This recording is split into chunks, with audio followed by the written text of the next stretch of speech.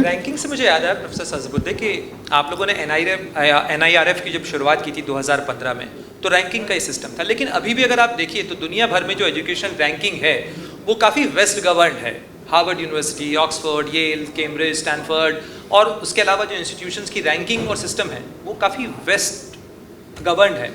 हम क्या कर रहे हैं, हम भी रैंक कर सकें ताकि हमारे स्टूडेंट्स को ये पता हो कि किन यूनिवर्सिटीज़ में जाना चाहिए, हमारे पैरामीटर्स कौन से हैं। कई बार बहुत सारे स्टूडेंट्स जो हैं, मैं विदेश कई बार वहाँ छात्रों से संवाद होता है, बच्चे ठगा हुआ महसूस करते हैं क्योंकि जब वो जाते हैं, यहाँ से तस्वीर ब्रोशर में अलग नज़र आती है और जब वहाँ जाते हैं तो पता चलता है कि बस छोटी सी बिल्डिंग के अंदर एक यूनिवर्सिटी चलाई जा रही है। और कई ऐसी यूनिवर्सिटीज़ भी हैं जहाँ पर मात्र 3 लोगों का स्टाफ है और वो यूनिवर्सिटी है, और मैं UK की बात कर रहा हूँ। ऐसी यूनिवर्सिटीज़ भी हैं। तो कई बार भारत के छात्र उससे ठगाते हैं। तो हमारा जो रैंकिंग सिस्टम है, क्या हम अपने छात्रों तक वो पहुँचा रहे हैं?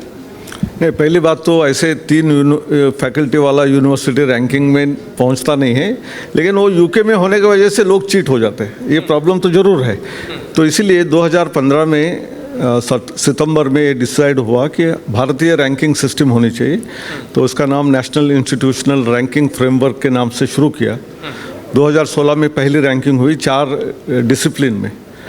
उसके बाद हर साल करीब करीब 1 या 2 को एडिशन करते हुए इस साल 2024 में 13 कैटेगरीज में रैंकिंग की गई। और हर डिसिप्लिन के लोग चाहते हैं कि अपनी भी एक रैंकिंग होनी चाहिए। वो सही है, क्योंकि you can not compare apple with orange, orange with mango, mango with some other guava and some other fruit. तो हर यूनिवर्सिटी कैटेगरी अलग है, हर यूनिवर्सिटी के प्रोग्राम अलग है, उनके हिसाब से रैंकिंग होनी चाहिए। ये इच्छा सबकी है। तो कहीं ना कहीं हम भी रैंकिंग में आ जाएंगे और हमारी बेहतरीन जो चीज़ें कर रहे हैं उसको प्रस्तुत कर सकेंगे। इसलिए रैंकिंग महत्वपूर्ण है। और काफ़ी हद तक हम सक्सेसफुल इसलिए भी हुए कि जब 2015 में भारत की यूनिवर्सिटीज़ या कॉलेजेस इंटरनेशनल रैंकिंग में नंबर जो था वो कई 5, 6, 8 ऐसे इंस्टीट्यूट थे। बढ़ते बढ़ते टाइम्स हायर एजुकेशन रैंकिंग में 45 के ऊपर और QS रैंकिंग में 45 के ऊपर और टाइम्स हायर एजुकेशन में 91 इंस्टीट्यूशंस आज हमारी पहुंच गई है। तो एक तरफ से कॉम्पिटिटिव स्पिरिट जो था NIRF के माध्यम से शुरू हुआ, लेकिन उनके पैरामीटर और हमारे पैरामीटर आज भी अलग अलग होने के वजह से उसके बावजूद हमारी इंस्टीट्यूशंस 100 या 200 में आज भी नहीं आ रही है। और हमारी रैंकिंग सिस्टम हमारे देश के लिए योग्य ऐसी है।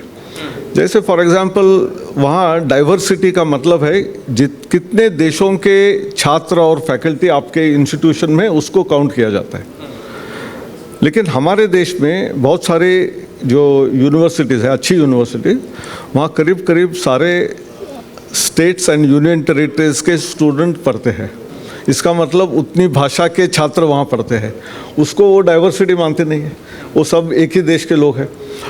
और वहाँ देखा जाए तो भरे 40-50 देश के स्टूडेंट एक यूनिवर्सिटी में पढ़ते होंगे, लेकिन भाषा वो 5-6 भाषा सीखने वाले होंगे। कल्चरली उतना ही डाइवर्सिटी होगा। हमारा कल्चरल डाइवर्सिटी हमारे इंस्टीट्यूशंस में शायद अच्छा है। कॉम्प्लेक्सिटी पे आना चाहता हूँ प्रोफेसर सजबुद्दीन कि भारत का एक पॉपुलेशन डिविडेंड कहा जा रहा है, सबसे बड़ी आबादी। लेकिन इस पॉपुलेशन डिविडेंड के साथ साथ इतनी बड़ी आबादी, इतने सारे युवाओं की एक एंग्जाइटी भी आती है। अवसर अभी भी कम है। आपने IIT का आंकड़ा गिनाया, अगर आप सारे प्रोमिनेंट एजुकेशन इंस्टीट्यूशन को गिन लें तो भी बहुत सारी चुनौतियां हैं। और यही कारण है कि भारत के बच्चे यूक्रेन जाते हैं या किर्गिस्तान जाते हैं, उज़्बेकिस्तान जाते हैं, और सीटें हैं नहीं उतनी। तो इसका इलाज क्या? अभी भी हायर एजुकेशन में 27% है हमारे यहाँ पे जो हम इंश्योर कर पा रहे हैं एडमिशन, यानी बहुत बड़ा तबका अभी भी उससे बाहर रहता है। तो ये जो इसकी दवाई, इसका फॉर्मूला क्या? उसके 2 फार्मूला है। पहला फार्मूला है सारी शिक्षा ये जो बिल्ट एनवायरनमेंट में होती है, ब्रिक एंड मॉर्टर, उसी में होने ज़रूरी नहीं है। हमको डिस्टेंस एजुकेशन के माध्यम से जो प्रोग्राम चला सकेंगे वो करना पड़ेगा।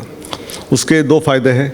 एक तो आपको शहरों में आके वहाँ एक तो फ़ी भी ज़्यादा होती है और रहने का खर्चा, जो बाहर जाने वालों के लिए मैंने कहा था विदेश में जाने वालों के, वैसे एक गांव से दिल्ली में या बम्बे में कोई आके छात्र पढ़ना चाहेंगे तो उसका लिविंग एक्सपेंसेस भी बहुत ज़्यादा होता है, रहने का, खाने का और फ़ी का।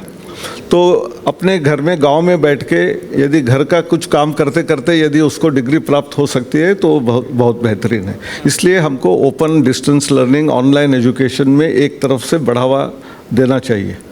दूसरी तरफ बहुत सारे स्टूडेंट जो अपनी मातृभाषा में 10वीं 11वीं 12वीं करते हैं, उनको एक तरह का डर मन में रहता है कि सारी यूनिवर्सिटी में शिक्षा तो अंग्रेजी में होती है, मुझे तो अंग्रेजी समझ में इतना नहीं आता है, भले मैं लिख सकता हूँ लेकिन बोलने के लिए या समझने के लिए बहुत दिक्कतें होती है। तो हम जब तक हमारी मातृभाषाओं में अपने अपनी भाषाओं में उच्च शिक्षा नहीं देंगे, इंजीनियरिंग हो, मेडिकल हो, लॉ हो या आर्ट्स कॉमर्स साइंस हो, तब तक हमारा ग्रॉस एनरोलमेंट रेशो नहीं बढ़ेगा।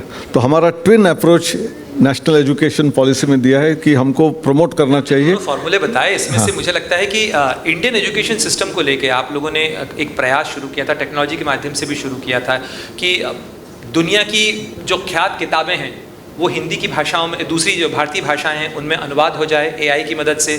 इसके साथ साथ जो भारतीय भाषाएं हैं उसमें आईआईटीज़ और जो प्रोमिनेंट इंजीनियरिंग और मेडिकल इंस्टीट्यूशंस हैं वहाँ पर पढ़ाई हो सके।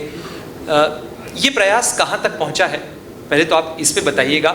और क्या हम ये कॉन्फिडेंस इनकलकेट कर पाए हैं कि दुनिया के कई देशों ने, चाहे जर्मनी हो, चाहे जापान हो, चाहे चाइना, उन्होंने अपनी भाषा में टेक्नोलॉजी डेवलप की है, हम अभी भी अंग्रेजी के माध्यम से टेक्नोलॉजी को समझ रहे हैं, ऐसा क्यों? वही ना, जब से इंडिपेंडेंस के बाद तुरंत यदि करते तो शायद आज अलग चित्रण आपके सामने आता। हमको बहुत समय लग गया, करीब करीब 75 साल लग गए ये समझने के लिए कि मातृभाषा में शिक्षा बेहतरीन शिक्षा हो सकती है और वो भी इनोवेशन अच्छी तरीके से कर सकते हैं, जैसे जर्मनी, जापान में, फ्रांस में, चाइना में कर सकते हैं तो इंडिया में भी कर सकते थे। हमारा पॉपुलेशन बहुत सारा आज भी गांव में है, अपने गाँव भाषा में पढ़ता है, उनके लिए हमने प्रोत्साहन कभी दिया नहीं था। तो आज तो पॉलिसी के माध्यम से पहली बात ये हो गई। दूसरी बात है कि जब तक आपकी जो शिक्षा है जिस भाषा में देने की हम सोच रहे हैं उस भाषा में किताबें यदि नहीं हैं तो उसको एक बार तो क्लास में पढ़ना एक बात हो गई, बाद में रिवीजन करने के लिए उसके हाथ में किताबें चाहिए। तो अपनी भाषाओं में किताबें नहीं थी, वो सिर्फ अंग्रेजी में थी। तो इसलिए हमने वो AI based translation tool develop किया, अनुवादिनी, और उससे हमारी सारी पहले इंजीनियरिंग की किताबें हमने ट्रांसलेशन करना शुरू किया और वो करीब करीब भारत के 12 भाषाओं में कर दी है। आप जब ऐसी बात करते हैं ना कि 75 साल पहले अगर हम ये सोच लेते तो शायद ऐसा नहीं होता। इसी पे कहा जाता है कि शिक्षा का राजनीतिकरण हो रहा है और ये आईआईटी बनाने वाले भी तो वो सरकार थी जिसने आईआईटी सोचा, आईआईएससी सोचा। आप तो खुद ही आईआईएससी से के प्रोडक्ट हैं, वहाँ से निकले, आईआईटी गुवाहाटी के डायरेक्टर रहे, उस समय भी डिप्टी डायरेक्टर है। हाँ, तो ये जो शिक्षा का राजनीतिकरण है, ये आरोप क्यों लगते हैं? ये तो शिक्षा का चिंतन है और शिक्षाविद के तौर पर आप इस शिक्षा के राजनीतिकरण के सवाल को कैसे देखते हैं? आई थिंक शिक्षा में राजकारण नहीं होना चाहिए, इसीलिए सारे प्रयास होते रहते हैं। कई फुटफुट जब घटना होती है तो तुरंत उसका विरोध भी होता है, ये सब हमने देखा है। तो मेरे ख्याल से शिक्षाविद जब upright, honest, high level of integrity के नहीं होंगे तब ये सब चीज़ें होती है। जहाँ जहाँ हाई लेवल ऑफ इंटीग्रिटी के जो शिक्षाविद होते हैं वो किसी को भी मानते नहीं, अपना जो है वही कहते रहते हैं और अपना मनाते हैं लोगों को। ये मेरा अनुभव है, इसलिए उसकी चिंता ज़्यादा करने की ज़रूरत नहीं है। हमको जो मौलिक शिक्षा है वो स्कूलों से लेकर कॉलेज से लेकर उसको शुरू करना चाहिए। और खुशी की बात है जब ये राष्ट्रीय शिक्षा नीति आई और राष्ट्रीय एक नेशनल क्रेडिट फ्रेमवर्क बना, करिकुलम फ्रेमवर्क बना, और अभी जो किताबें, नई किताबें आ रही है स्कूलों से लेकर, तो उसमें ऐसे परिवर्तन हुए, उसको ऐसा जड़ से ऐसी तैयारी हो के स्टूडेंट बाहर आएंगे, अच्छे नागरिक होंगे और अच्छे शिक्षाविद होंगे, तब ये समस्या अपने आप डिसॉल्व हो जाएगी। मैं लोगों के बीच से भी सवाल लूँगा, लेकिन एक आखिरी सवाल मैं आपसे जो जानना चाहता था कि आप टेक्नोलॉजी के भी एक्सपर्ट हैं, एजुकेशन के भी एक्सपर्ट हैं, लेकिन हमने दुनिया की बड़ी बड़ी मल्टीनेशनल कंपनीज़ के सीईओज़ के लेवल के जो टेक्नोक्रेट्स हैं, टेक्नोलॉजिस्ट्स हैं, वो तो हमने अपने यहाँ से एक्सपोर्ट किए, बनाए, पढ़ाए, सिखाए, भेजे, लेकिन हमारा अपना कोई गूगल नहीं है, हमारा अपना कोई ऑपरेटिंग सिस्टम नहीं है, हमारे अपने मैसेंजर नहीं है। यहाँ हम कैसे चूक गए और क्यों चूक गए? नहीं, हम तो देखिए बहुत बार हमने टेक्नोलॉजी को डेवलप नहीं किया, हमने टेक्नोलॉजी का सर्विस इंडस्ट्री के रूप में हमने देखा अब हम प्रोडक्ट डेवलपमेंट में शुरुआत से जाते हैं, whether it is hardware product और सॉफ्टवेयर प्रोडक्ट, तब चित्रण अलग हो सकता था। लेकिन आज बहुत खुशी की बात है कि बहुत सारे लोग प्रयास कर रहे हैं, बहुत सारे स्टार्टअप छोटे छोटे पैमाने पर ऐसी कंपनियां शुरू कर रहे हैं। तो आपका उसका रिजल्ट आने के लिए 10 साल लगेंगे। और स्टैनफोर्ड से निकले हुए गूगल वगैरह जब तैयार हुए तो उसको भी काफ़ी साल लगे थे, ऐसे नहीं कि ओवरनाइट कुछ हुआ। तो उसका जो रूप है धीरे धीरे दिखाई दे रहा है। और 10 साल में देखिए आप, ऐसे बहुत सारे प्रोडक्ट दुनिया के ऐसे होंगे कि जो भारत से बाहर जाएंगे। हो जाएगा। आप बहुत आशावान हैं कि आशावान नहीं है, रियलिस्टिक है। रियलिस्टिक है। हाँ, रियलिस्टिक है।